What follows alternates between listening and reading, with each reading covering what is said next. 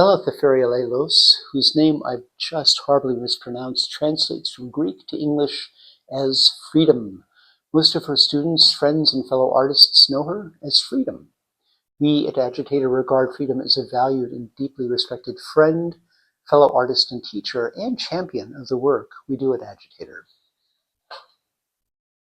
Freedom's career is long and storied. Freedom has been a Fulbright scholar. She's had multiple one-person and group showings, screenings of her work in film, and performance pieces done in Chicago and around the world. She's been a radio curator and producer for the Experimental Sound Studio in Chicago and WEDT in Detroit. She's taught at the Art Institute of Chicago and the Chicago Latin School. She's worked with veterans as a counselor in Detroit. Her work is in the permanent collections of the Art Institute of Chicago, the Chicago Symphony Orchestra, the Detroit Historical Museum, and the Thessaloniki Museum of Photography in Thessaloniki, Greece. Timing Birds is the name of her most recent show at Agitator. From here, it was moved to the Latin School of Chicago. The show is paid for with the assistance of a grant from the Puffin Foundation. In her statement on this project, Freedom wrote, "Timing Birds began with hopes of making art from experiences with cross-species friends seen through my kitchen window at the height of the pandemic in March 2020, continuing my interest in visual analysis, documentation of species-specific behaviors. The work developed from stills to prints, to 3D sculpture in the form of bird boxes, to long horizontal panel frames of birds in flight, interacting with each other, paying attention to their survival as they move in our atmosphere, crucial to our ecosystem." In the 1970s, while a post-baccalaureate student in comparative anthropology at Wayne State University, I worked as a data researcher for New Guinea papiu baboons at the Detroit Zoo. When I began my photographic studies in 1976, my scientific pursuits of analysis through scientific observation continued through film, a new tool for understanding the world we live in. Unlike previous works, Timing Birds required long waiting, watching for the best interactive moments of flight, silence, and stillness. Quick decisions were key to my engaging as quietly as possible, projecting future behaviors that could be simple or complex, framed in milliseconds. A quiet meditation began while looking through my viewfinder, with hierarchy, age, and size playing significant roles in the power struggles necessary for their survival. The birds took over each other's eating spots, interacted with each other through arguments and mating rituals. Birds are pivotal to our ecosystem, crucial for our planet's survival and our own. Birds give us clues to climate change through migration patterns. Their migrations give scientists imperative warning data that help determine preparations for natural disasters. If current trends in climate change continue, 2/3, 1,372 of the 2,059 bird species in North America will be extinct by the year 2100. This work is meant to give bird visibility in our atmosphere, helping us pay attention to them when walking outdoors at all times. These local birds are still my friends, keeping me company all year long.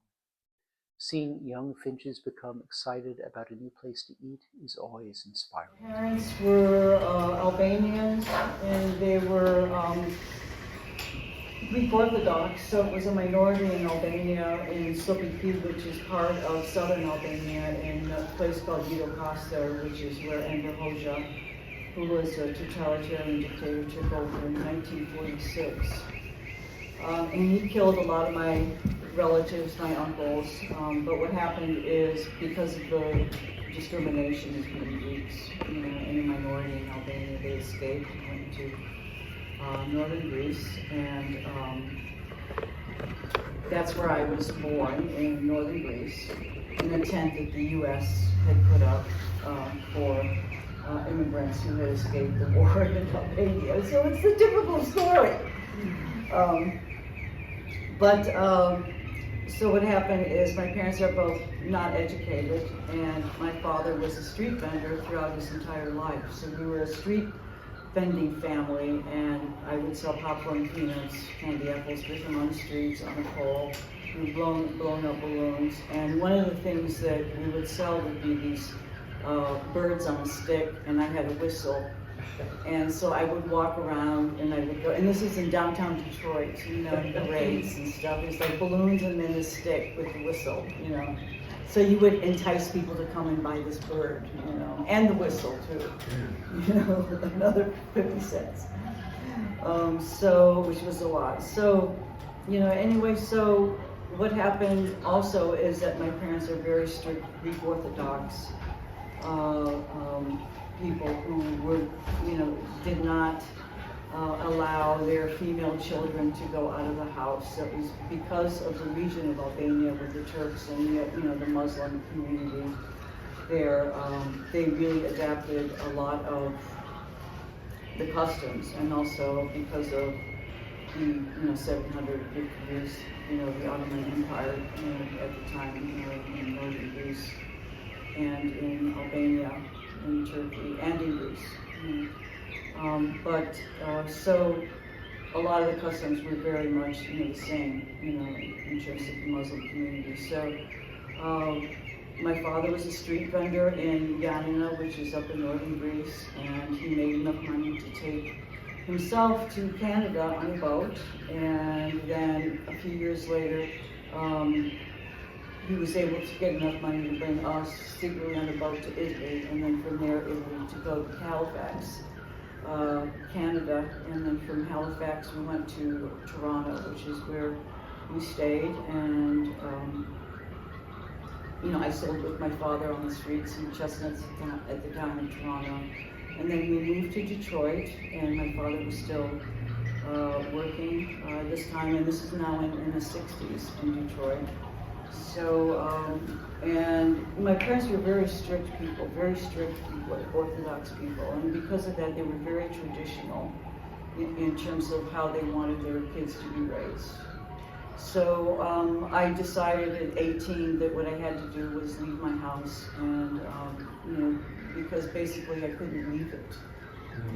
I could only go to school, to Greek school, and that was it. So I had to, really conform to whatever they wanted to do. And this is now in the late 60s, early 70s, when there was a revolution going on, and I was part of the feminist revolution, and I was the intellectual in the community that, could memorize Shakespeare and could, believe in romantic love, which was, my fault.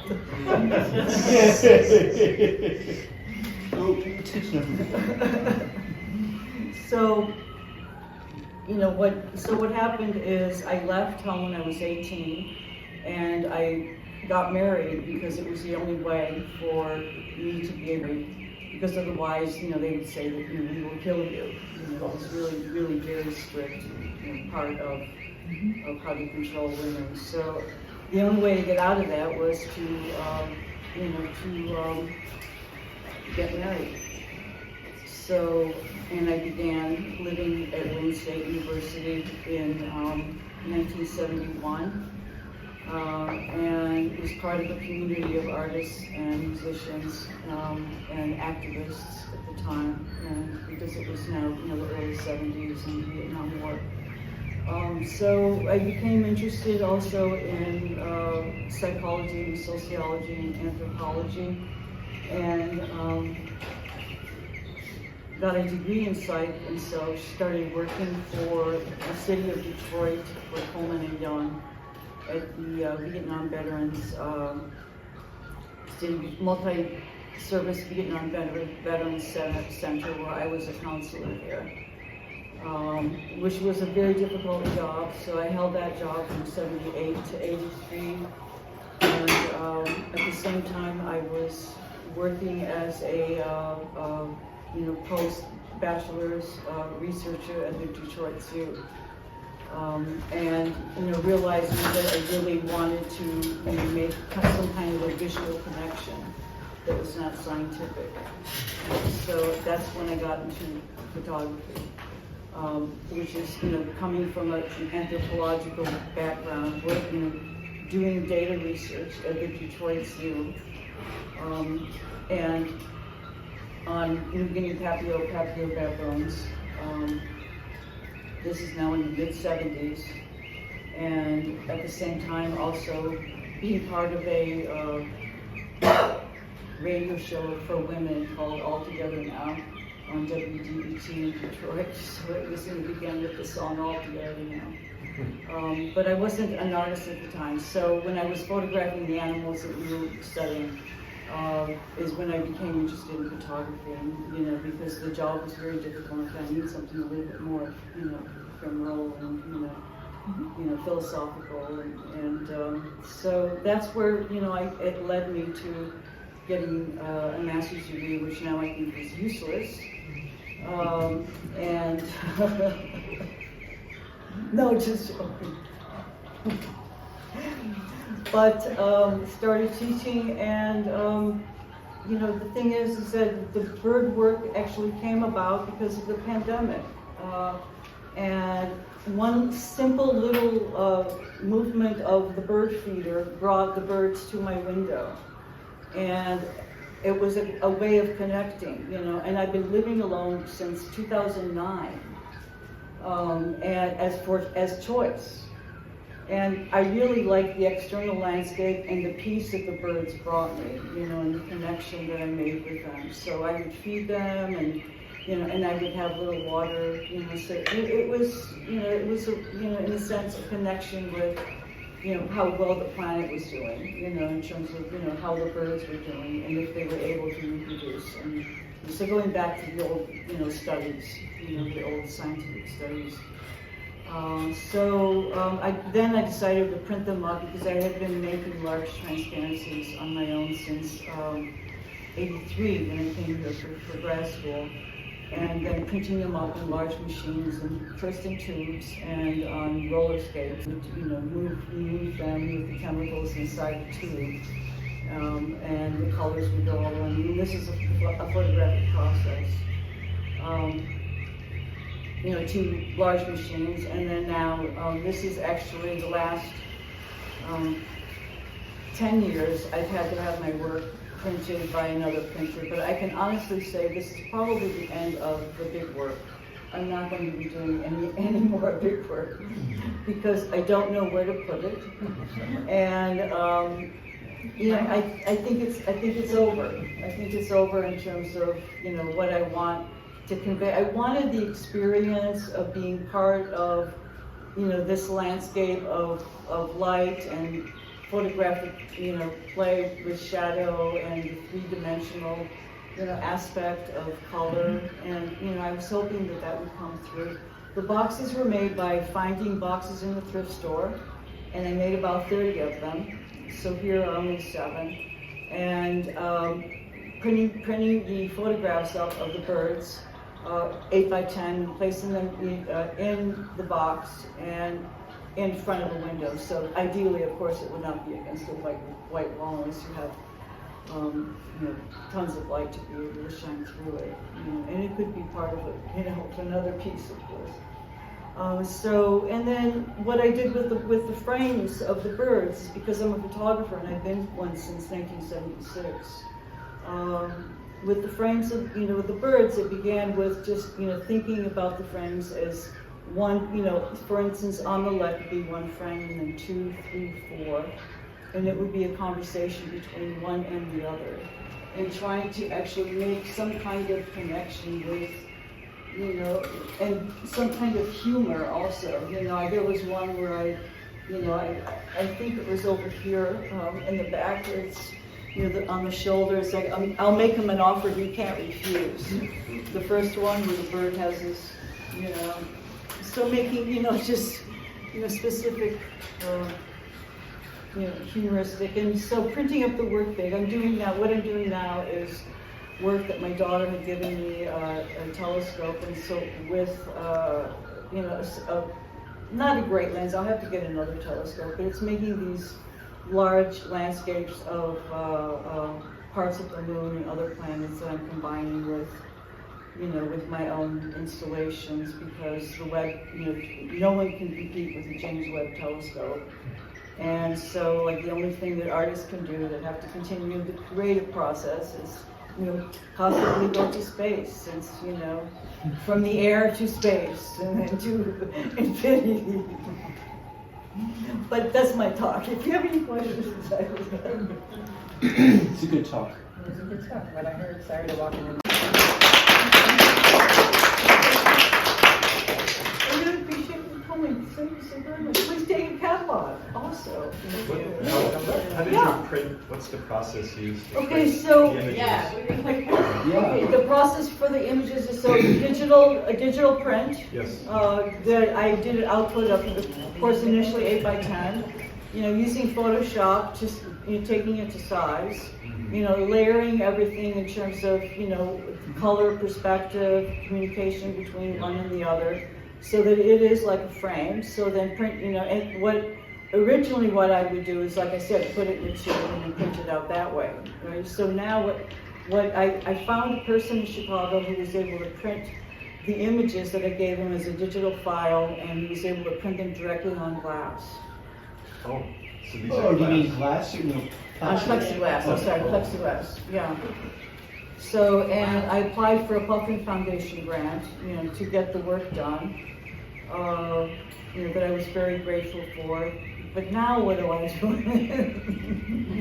So, it is going to go to Latin School of Chicago, till December 20th.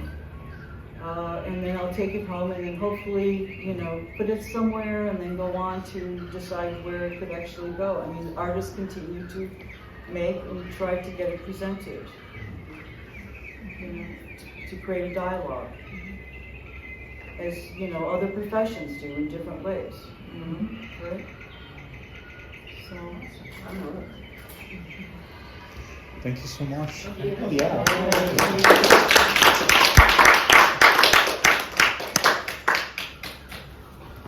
As always, like, subscribe, and comment. What do you think of the show?